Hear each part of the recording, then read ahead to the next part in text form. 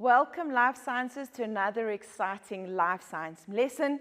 We are on the road to biochemistry, the molecules of life. So we're looking at all the things that we need for us to build a healthy, working, cell, and ultimately a healthy, working individual, if it's a plant, if it's an animal. So that's what we're looking at, the chemistry of life, biochemistry or molecules of life. We have followed a few weeks. There's a few lessons that you might have watched before this, and we're looking at the concept of organic compounds, right? So if I'm going to turn to our little mind map behind me here, you will see the road that we have followed. We looked at the concept of, what is an inorganic compound? We said it's smaller, doesn't have carbon, and we're now looking at this concept of what organic compounds are. Right? Organic compounds are really big, right? There's a lot of carbon in them. They are, as I said, they're large macromolecules. And the lessons before that we've looked at carbohydrates. Okay? And today we're going to look at proteins and their very, very, very close cousins, if I could call it that. We're going to look at enzymes. So that's the work that we're going to look at today. We're going to look at what is a protein, right, and what is an enzyme and how they're going to relate to each other. Okay, guys, behind me you will see there are a few key words. I'm not going to go through each of the words now as we usually do. They're words that are going to appear right when we do our lesson. So they're going to be in bold, they're going to be highlighted, or I'm going to make a point of explaining them to you. So when you go over your notes, please make sure that the key words, you know their definitions. Life science is a different language. You need to be able to speak scientifically. So when you've got words, you need to be able to use those words correctly, and where do they fit into which process we are talking about. And the words that we're going to look at today, some of them you might seem familiar, monomer, polymer, but we're going to look at words specifically, related to the topic for the first part of proteins. Now, just to recap again, remember, what are we looking at? We're looking at organic molecules, right? We're going to take the path, we're going to do carbohydrates, which we have done. Today, we're going to look at proteins and enzymes, and in lessons to follow, you guys are going to see we're going to look at lipids, which are fats, we're going to look at vitamins, all right? And those are the things which we are going to look at as far as organic compounds are concerned. Okay, guys, now we're going to start with proteins. Now, when we look at proteins, it's very, very important, all right, that you are able to recognize the structure. Now, I want you to have a look at something. When we did carbohydrates also were made up of carbon, hydrogen, and oxygen. I don't know if you can remember when we did glucose, when we did starch, all of those were our carbohydrates. And when we looked at the picture, you kind of had like a, it looked almost like a bit of a triangle, like a hexagon, and we saw all carbon, hydrogen, and oxygens in that. Now when we come to proteins, proteins are a really, really special group. And the reason is because proteins have nitrogen in it. Now remember I said to you, you don't need to learn the structure, but you do need to be able to recognize it. Now, when we do carbohydrates, when we do fats, when we do proteins, the only organic compound that has nitrogen, is going to be proteins. Proteins are the only one that has nitrogen. So if you get a diagram that looks like this, there's my carbon, there we go, there's my hydrogen over there, and there's my oxygen. But definitely we're going to find nitrogen. Now, if you remember, what are you going to link nitrogen to? Can you remember your minerals? Right, what did we need nitrogen for? Right, to build proteins, to build DNA, muscles, etc. Now, there's two things here, over here. Sometimes proteins can also have, sulfur, phosphorus, or iron. And once again, what were those part of? The minerals. right in the beginning when we looked at inorganic, we looked at the minerals. We looked at some, don't necessarily sulfur, but we looked at phosphorus. We looked at why nitrogen was so important in the diet, right? We looked what iron was so important in our diet, right? So that is why if we have something that has nitrogen in, we are getting proteins in, right? And that is going to be your meats and your chickens and your beans and your peas, right, and your eggs and some of your dairy products like your milk, right? Those are all going to be your protein products that we are going to look at. Okay, guys, remember this term. I'm going to explain it again. Very important. When we look at our organic compounds, they are made up of a single monomer, or sometimes we use the word building block. Remember I said to you last time, if we build a house, we use a brick, right? One brick and we build a house. When we add a whole lot of those together, right? Mono is one. When we add a whole lot of them together, that is the word polymer. We have got something that is many and also something that is big. So this tends to be the smaller parts, all right? And when we build them up, we are going to make something that is many parts to it, and it's going to be so much bigger. Now, when we look at a protein, the building blocks, right, the single things of a building block, that is called an amino acid. Now, if we can recap, carbohydrates, remember their building block was a monosaccharide, one sweet, right, or one sugar if we have to take it. Here, proteins, all right, their building blocks is one single amino acid. And if I take the amino acids, I need 50 of them, right? I need 50 of them, and I put them together. They're going to make a protein. So the amino acid is my monomer, and the long chain that I'm going to make, that is going to be my protein. Now, guys, this is quite an interesting concept. When you are going to carry on and you're going to do things in maybe a couple of years, you're going to look at all these ways in which we make proteins. There are different types. There are 20 different types of amino acids, which means if we put them in a specific order, we're going to make different types of proteins.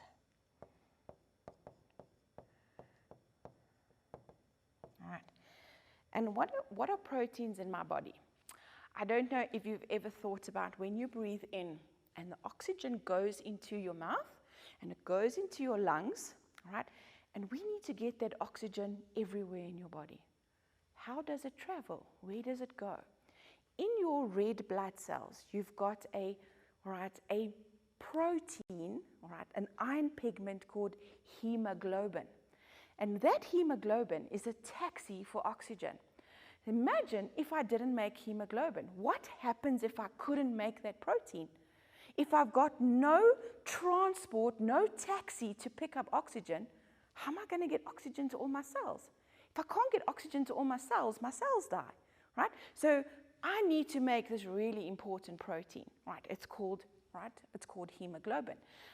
Maybe some of you have a sugar problem. It's called a diabetic, right?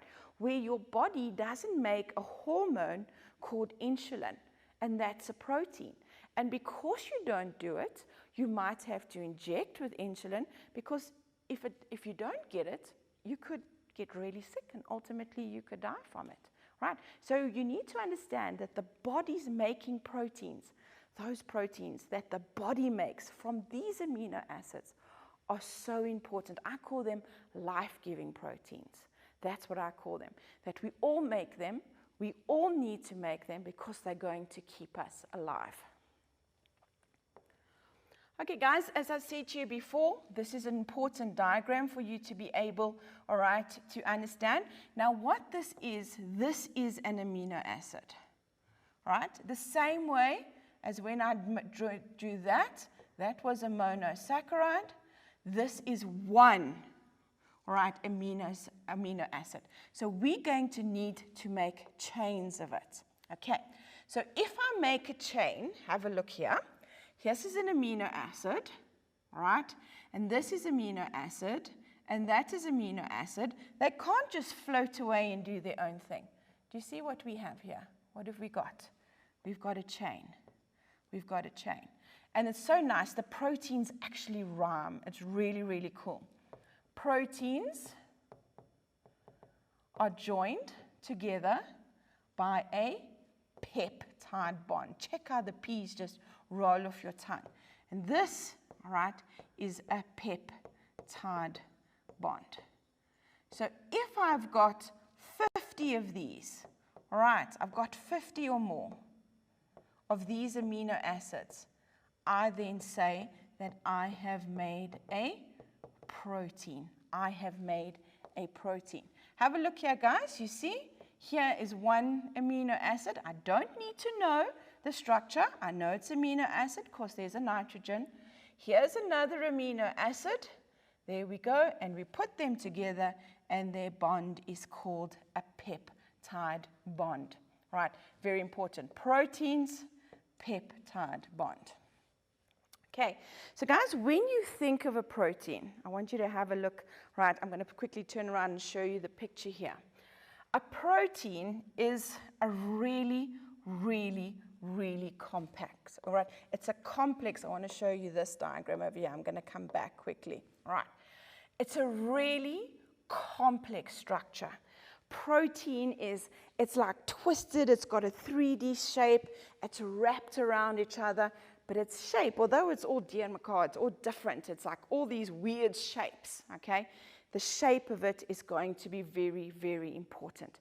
So do you understand? It's a really big, nice, simple. We join the chains together, and then it kind of like rotates. It's got all these weird, right, ways that it folds until it eventually has this really convoluted, twisted shape.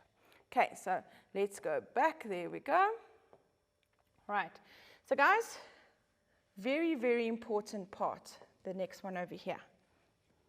Why must you have proteins? Why is it important that you have proteins in your diet? And if you go back to the segment on, right, when we did minerals, we saw that there was this deficiency called kwashiorkor, right, with the children with the extended stomach, and they were very thin, they didn't have muscles, right, because they weren't getting enough of protein. So why do we need proteins? Let's have a look. This is going to be a very important part. This is essential. We're going to look at this afterwards. All enzymes are proteins. And guys, what are enzymes for? They make things work. Right? That is what a cellular activity is. It's making, all right, things work. I know I've spelled it wrong. All right, in our body. Okay. Right, what else does it do? Guys, very important again. I can't tell you, the proteins are really important. It's the building blocks of a lot of the things. When we're going to look later, when we look at the cell, right, the cell membrane, the basis of all life, has got proteins in it. Okay, as I told you before, hemoglobin, we need it. We need this protein to carry oxygen. Otherwise, we're not going to be able to carry oxygen. At the moment, all right, when we're talking about COVID, if things in our country, a lot of talk in the past while, right, has all been about COVID. How do we fight COVID? Right, we need to build antibodies, okay, and those are proteins. That's how we fight disease, antibodies, and they are proteins. Muscle, right, how do you get that big, nice, big muscles? What do you think it is? You need to have proteins in your diet.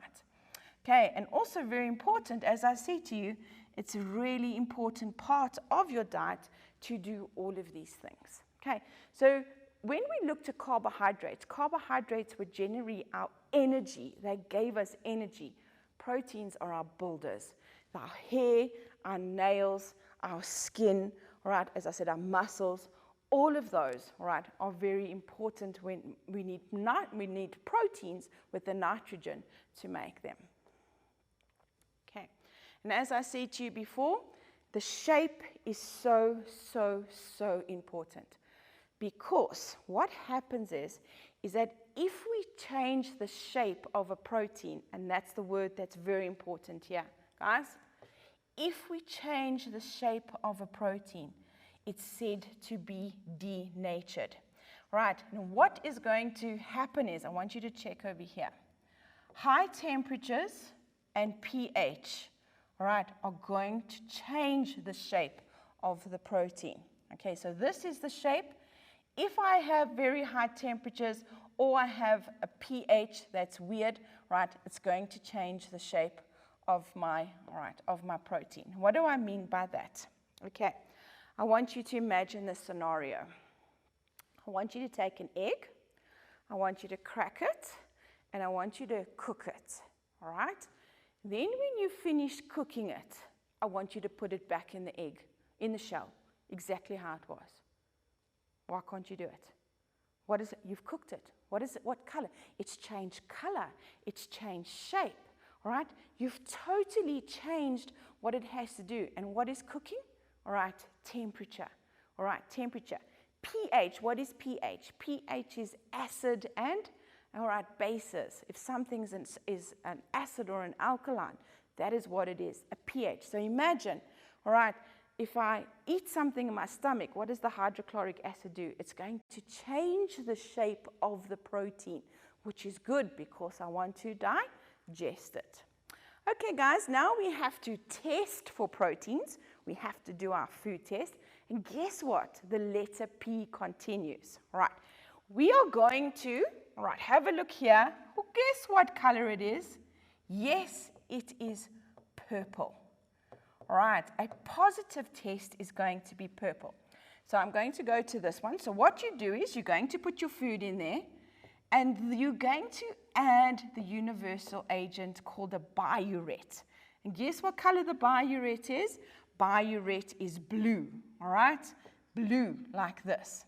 As soon as I add something that has got any kind of protein in, guess what a positive reaction is? Purple. Right, so anytime you add biuret to something that is protein, it's going to change to purple. Okay, guys, that's all for now. We're going to take a quick break, and we'll be right back.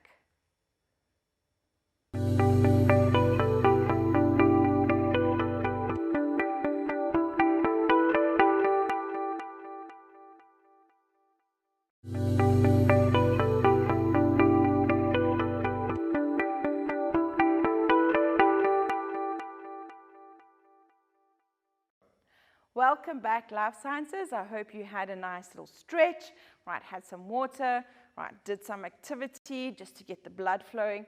Remember now, we are looking at organic molecules, and today we're focusing on the major group proteins. Okay, proteins, big builders in our body, our muscles, our hair, our nails, right, hemoglobin in our blood, so very, very important part of that. And when we finished after the break, before the break, should I say, we were looking at this concept of what proteins were really important for. And we looked at this concept called an enzyme. Now, enzymes are proteins. So what does that mean? They've got this huge, big, particular shape. And what is an enzyme? That we're going to look at. So you've got to keep in the back of your mind, right, that it is a protein. So all the characteristics of proteins are also going to be the characteristics that we're going to look at when we look at enzymes. Okay, so guys, what is an enzyme? Now, the words on the board are we going to discuss as we go on. You'll see, as I said, right, we're not going to discuss them now, but we're very much going to look at them as we keep on discussing what the enzymes are. So I'll probably circle them for you, or I'll highlight for them for you. Please remember, go over them. You must know what they mean. You must know the terminology. You must be able to understand these concepts. All right, what is an enzyme? Okay, guys, I'm going to use your body. Let's use your body as an example. Okay, so what happens is your body needs to work, right? So things need to happen in your body. And enzymes are those things that make things work. When we talk about this concept of a chemical reaction, what are we talking about? Things getting done in your body. Let me give you a simple example. So tonight, let's say, or today, you're going to have a piece of bread, all right, with butter on. I take the piece of bread, it's a carbohydrate. It's big molecules. I take a bite, all right, and I start to chew it in my mouth. Now, while I start to chew it, there's an enzyme, right, in my saliva, in my spit. There's an enzyme. And what it does is it takes the bread and it starts to break it up, all right, into smaller pieces. Because remember, it's a polymer, it's big. And when I digest something, I need to break it down to its really, really smallest part, the monomer. So what have I done here? So I've started the process of breaking down the bread in my mouth. So I'm speeding things up. I'm making things work. Now, what happens if I didn't have that enzyme in my mouth, right? How long would it take for me to break all of all these things down? Okay, so what we're saying is that enzymes are biological catalysts. What do we mean by that? They are organic compounds that speed up a reaction. If we didn't have them, things would take so long to happen in our body, all right? So what they do is they're the go-to guys. They go in, they do all the work, and things can happen in our body. So that is exactly what an enzyme does. It makes things happen fast. It makes things happen, right? That's what we need to do. Because if they didn't, we'd be on like a go slow all of the time, and that's definitely not what we want. Okay, guys, when we look at how an enzyme works, all right, we're going to look at this concept called a lock and a key. And it's exactly how you might be picturing it in your head. If I've got a key, right, it's going to fit into a particular lock. Why? Because my key is a particular shape and my lock is a particular shape. So if I have a different key, its shape is not going to fit, right, into the lock. If it doesn't fit, I can't open it, I can't close. It's not going to work. And that's exactly how the enzymes are going to work. Let's take a peek at a diagram, and we're going to show you. Okay, guys, so here what we've got is, right, the blue over here, right, this is my enzyme. Now, as I say to you, it's a very particular shape. Now, have a look at the blue the whole way through. It's not going to change. Now, what does substrate mean? Substrate means something that the enzyme works on. Right, the substrate. So what we're talking about here, so if I was talking about when I ate my sandwich, what would the substrate have been? It would have been the bread, right? And here would have been the enzyme in my mouth. Now have a look here. Look at this shape. The shape of the substrate is going to fit directly into the shape, right, of my enzyme. What do I have? Lock and key. There we go. They fit together like a lock and a key. So here I've got something that I'm going to work on. I need to change. That's my substrate. The enzyme joins to it, and it's called the enzyme substrate complex. Quite easy, because what is this? This is my enzyme. This is my substrate. Oh, the blue doesn't go there. All right. Enzyme substrate complex. And what this enzyme does, it now does the work. And what is the work? It changes the substrate. Here it was big. What have I done now? I've made it into smaller parts. All right. So that's the concept that we're looking at. Shape. Shape, shape, shape, shape, shape. Really important. The shape of the enzyme needs to fit with the shape of what it's working on. All right? They fit together like a lock and key. The enzyme speeds up. It does the work. And when it comes apart, I have changed the substrate. I might have made something bigger, or I've made something smaller. I've broken it apart, right? I can do both of those reactions. So guys, when we look at what an enzyme is, right, very important. If I'm going to go back to that diagram just now, I'll show you. Let's have a look here at the next one. Let's look here, all right? This is my substrate. This is my enzyme. Look at my enzyme here and here. It doesn't change shape. So if that means, very simply, they are not used up. I don't use an enzyme. I don't have an enzyme, breaks up, all right, and then I've got to make it all over again. Here it comes. I don't need to buy a new key every time I want to open up the lock. I use the same key. I put it in. I open up or I close it, and I take it out. And then I come home, then I put it in the front door again. Same key. I don't say, oh, there's my key, let me throw away, let me go to the shop and then buy a new one. All right, that's not the concept. We keep on using the same enzyme over and over and over. Same thing here. They're not altered. We don't change their shape. Have a look here. White, look what it looks like. Happy face, happy face. At no stage are we changing the shape of the enzyme. It must stay constant. That's a very important concept. Shape stays the same. Shape stays. Okay, remember that. Shape must stay. All right, the next one. Guys, anabolic means to build up. So what does that mean? I don't know if you've seen those guys that take anabolic steroids. They get all these big muscles and that, right? What are they building? They're building up all these muscles. Okay, that's anabolic. So if I make something bigger, amino acid, into a big protein, that's anabolic. What is catabolic?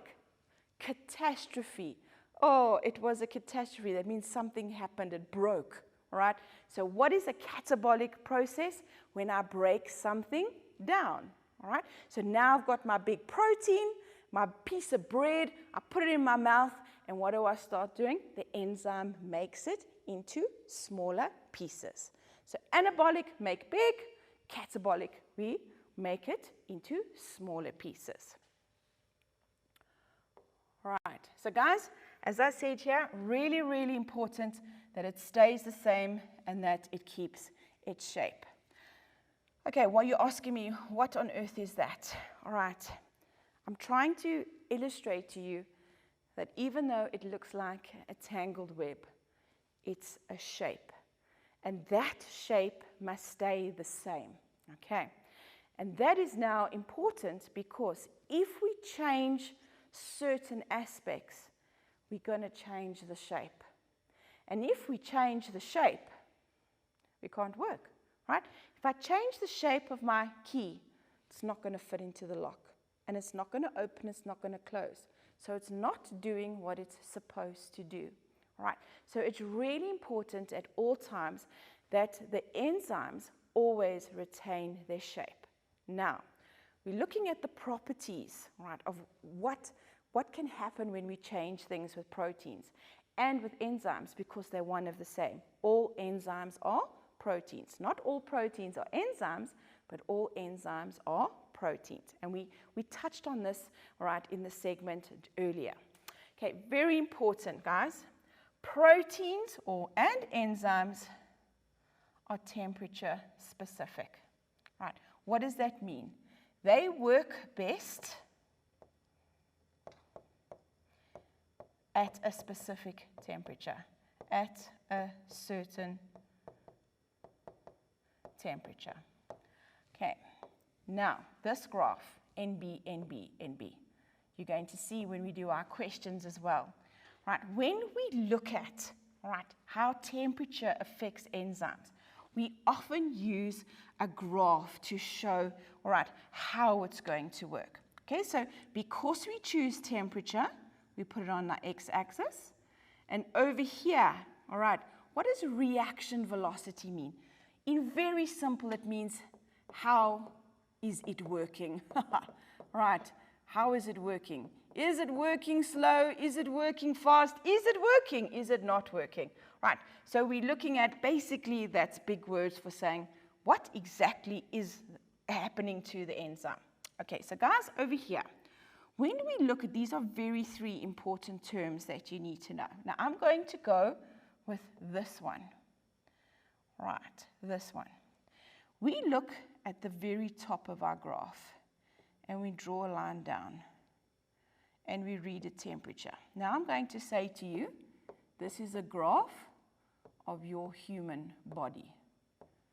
All right, and I'm going to say that this temperature is 36.6 degrees.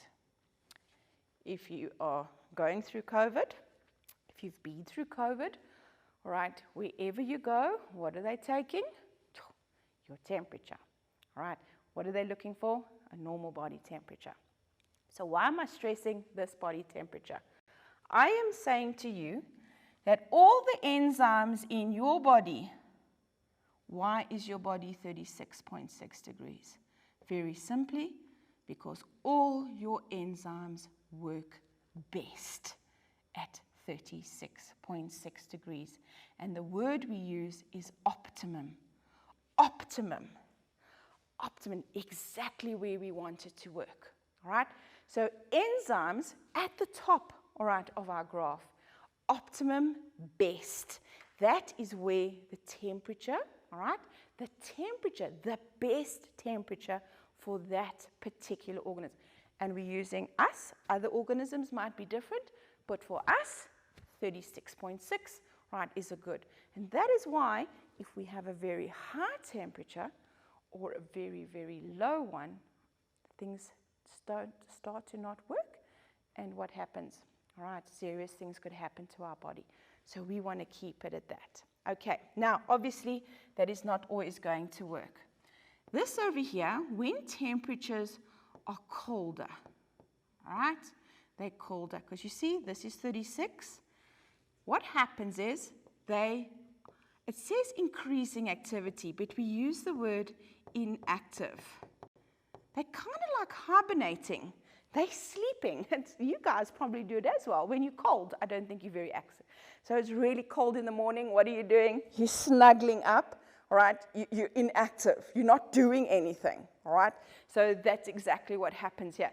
You're fine, but you're like, oh, you're a little bit lazy. You're kind of like working. You're kind of like not. So we use the word inactive. Then, okay, let's think about my egg cooking.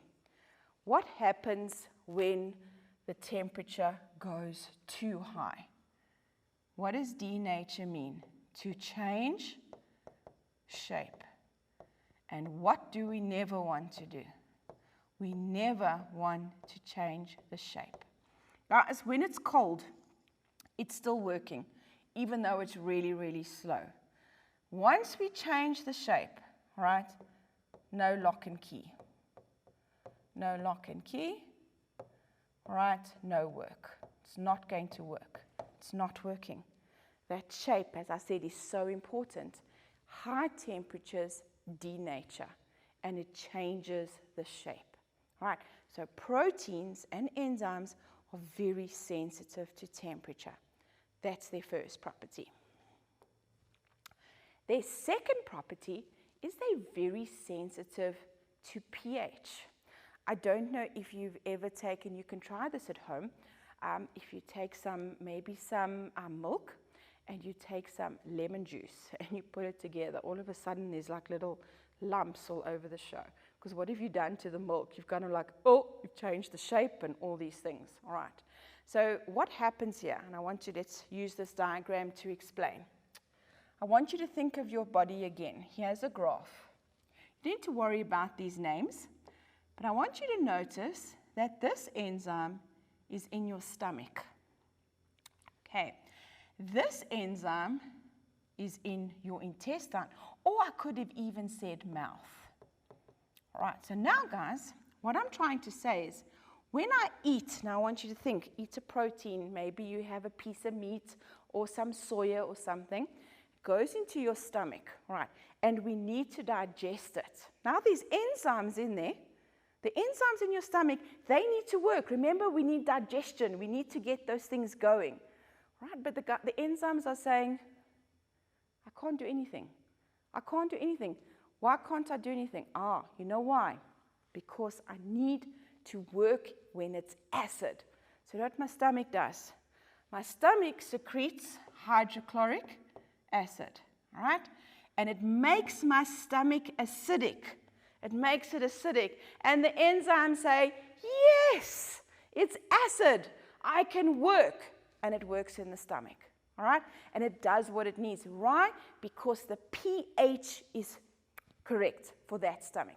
Now the food goes out of your stomach and it goes into your intestine. And it's acid, acid, acid. And your intestine goes, what? No, I can't work like this. It's too acidic, right? So you know what you do? Your liver takes this thing called bile. It's like green stuff. It's really gross, all right? And it squirts it all over, and it makes it alkaline. It takes the acid away. If you ever had heartburn and you have maybe a Rennie's tablet or some milk together, that's what it is. So what happens is the acid changes, all right, to a more alkaline. And what does the enzyme in the stomach say, in this intestine say? Thank you. Now I can work because it is the right pH. And you're going to learn later, especially when you breathe in with oxygen and carbon dioxide. Carbon dioxide can change the pH of your blood. So you need to have certain things going on in your body, right, that gets those levels right. Because remember, what was in your blood? Hemoglobin. Right, so we've got to keep, it's a balance. We've got to keep our body balanced. Homeostasis, right, keeping it, right, all together there. Okay, guys, and the last property is this concept of being substrate specific. Remember, this is what an enzyme works on, right? And so it must be a particular shape. So if you have a look here, an enzyme has got a particular shape, and the substrate has got a particular shape, so they lock together. I can't just mix and match any shapes together. So an enzyme will go with its partner. Right, so for example, in your mouth, salivary amylase will only work on starch, right? For example, those kind of things. It can't just work on anything that, right, if you put proteins or fats in your mouth, it's not going to do anything. So that is what substrate specific is. Okay, guys, we're going to take a quick break and we'll be right back.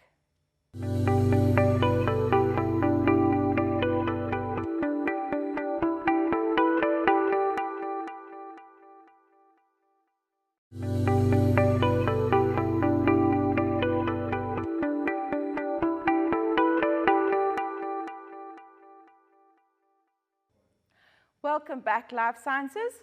Right, just a quick recap. We're looking at proteins today, right, and we're looking at enzymes, and we're looking at why it's really important that we have them in our diet, and especially how enzymes are going to work. Those biological catalysts, they get things ready, right, and going in our bodies. We're now going to look at a few possible questions that we could ask on this section. Let's see if we can, right, master through them. Okay, guys, the first one is just going to be, it's going to be a multiple choice question. It's just let's get us into the groove of this proteins. The giant organic molecules, right, really telling us they're nice and big, containing the elements C, H, O, and N. As soon as you see that N, right, your brain must be going, okay, I know what this is. And sometimes sulfur, right, whose function is to repair worn out tissues. Right, now have a look here. This is going to be the very key phrase. Number A is amino acids. And I think a lot of you might say yes here. But amino acids are the building blocks, so they are small. So you might think, oh yes, amino acids does have nitrogen, but they said here the giant organic molecule. So that is going to be a no.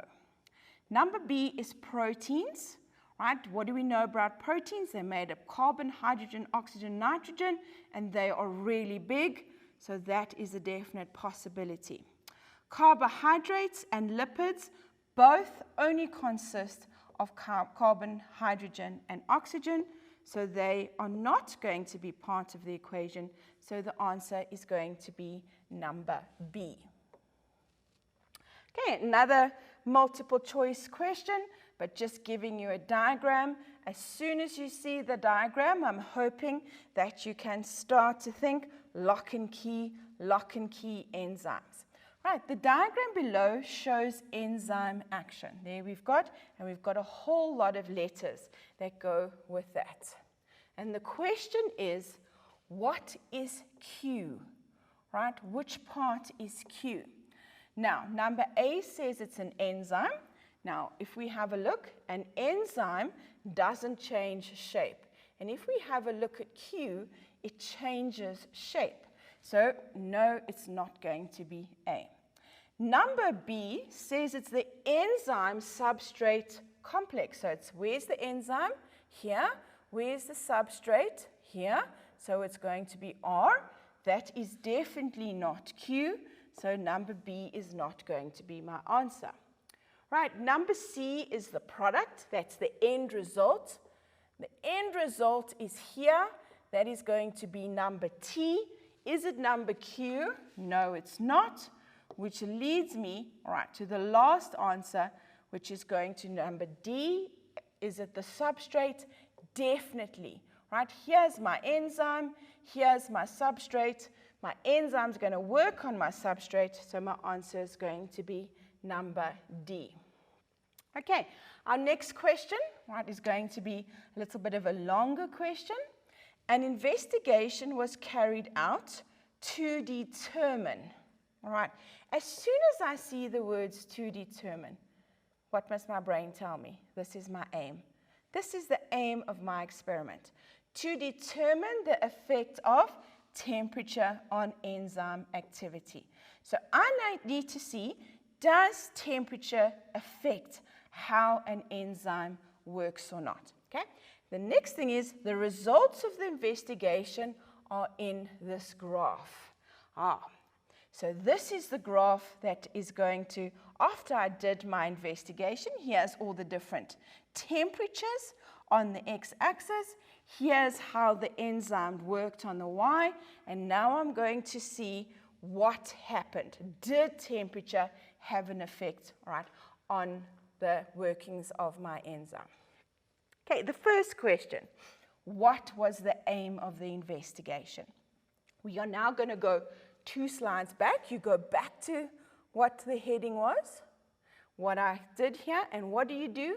You take this out and you write it exactly like this as your answer. As soon as you see the word to determine, that means we always use it to determine what are we going to do. This is your aim. So you take it as if you were going to, all right, like English, you're going to paraphrase, you're going to quote, and you take that and you take it and take it out of your, right, of your introduction. Okay, scientific, here we need to go. What is the dependent variable? Dependent variable, all right, is the results. And where do we put the results? Always on the y-axis. Okay, so what is the dependent variable? It's enzyme activity, the percentage. In other words, how does the enzyme work? All right, the activity. Is it working or isn't it working? That is my dependent variable.